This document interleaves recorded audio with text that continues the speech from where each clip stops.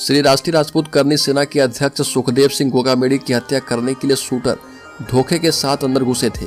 गोगामेडी के सीने और सिर में गोलियां उतारने वाले शूटर जयपुर के कपड़ा व्यापारी के साथ शादी का कार्ड देने के बहाने घर गए थे और कपड़ा व्यापारी नवीन के बुआ के बेटे की शादी होनी थी और इसी का इनविटेशन देने वो गोगामेडी के घर गया था।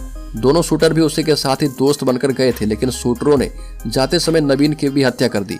सबसे बड़ा सवाल है कि शूटरों के गोगामेडी से मिलवाने ले गए नवीन को शूटर्स ने गोली क्यों मारी। पुलिस अब नवीन के मोबाइल और कॉल डिटेल की जांच करके उनके बीच कनेक्शन की पड़ताल कर रही है। पड़ताल में यह भी सामने आया कि पंजाब पुलिस ने करीब 8 महीने पहले ही गोगामेडी पर हमले की साजिश का अलर्ट राजस्थान पुलिस को भेज दिया था। अलर्ट मिलने के बाद भी पुलिस की हमलों को रोकने और गोगामेडी को सुरक्षा देने में लापरवाही देखी गई है। और बता दें कि दोनों शूटर को साथ ले जाने वाले युवक नवीन के रिश्तेदारों से बात की गई तो चौंकाने वाली जानकारी सामने आई। नवीन शेखावत के रिश्तेदार ने पहचान छिपाने की शर्त पर बताया कि नवीन सिंह शेखावत कोटपुतली के बोनावास गांव का रहने वाला था। उसका परिवार करीब 20 साल पहले गांव छोड़कर जयपुर में आ गया था।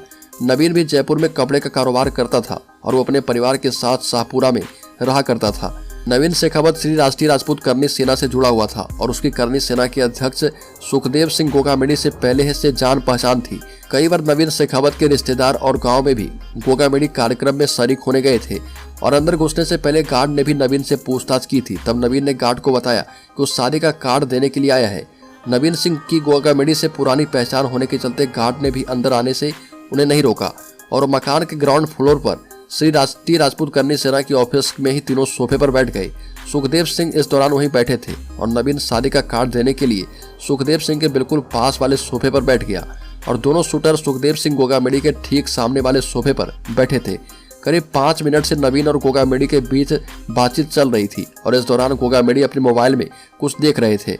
गोगामेडी का करीबी भी अपने मोबाइल में कुछ देखने में व्यस्त था। तभी पहले से तैयारी करके आए दोनों शूटर्स ने ऑटोमेटिक पिस्टल निकाली और सोफे से उठकर पहली गोली गोगामेडी को मारी और फिर दूसरी गोली नवीन को मार दी। इसके बाद तीसरी गोली उन्होंने गोगामेडी के पास खड़े रिश्तेदार को मार दी और इसके बाद शूटर ने गोगामेडी पर फायरिंग शुरू कर दी। गोली लगते ही गोगामेडी सोफे से नीचे गिर गए और इसके बाद एक शूटर ने वापस आकर गोगामेडी के सिर के पीछे से गोली दागी।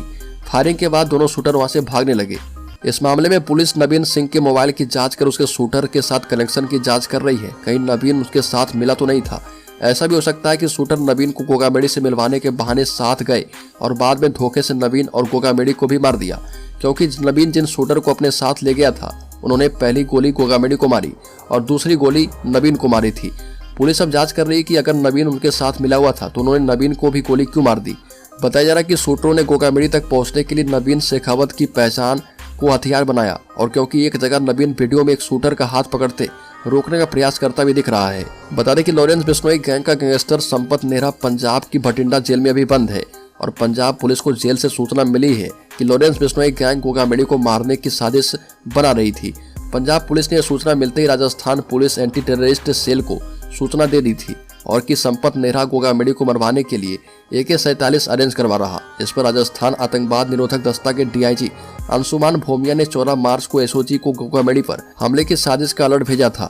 अलर्ट मिलने के बाद भी पुलिस की हमले को रोकने और गोगामेडी को सुरक्षा देने में लापरवाही सामने आई है।